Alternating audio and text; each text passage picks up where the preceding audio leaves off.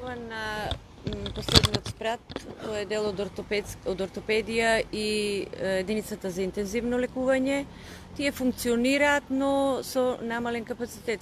Пациентите се сместени во делот каде што е суво, каде што нема прокиснување, значи во текот на ноќта ќе видиме, ќе ги префрлиме дел од пациентите на други оделенија со цел да бидат заштитени, да не настанат некои накнадни дождови со кои би се пореметило функционирањето и секако тоа се пациентите од ортопедското дело, некаде околу 15 до 20, бидејќи тоа не е целиот дел од ортопедското оделение и операционата сала на ортопедија, но бидејќи имаме и други операциони сали, ќе се адаптира, ќе се прилагодиме за да ги пружиме навреме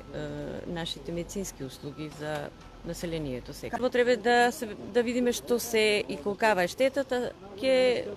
има некој мало преструктурирање, но ќе си продолжи оние кои се итни, посебно итните случаи и пациентите кои веќе се закажани, секако дека ќе мора да ги обслужиме.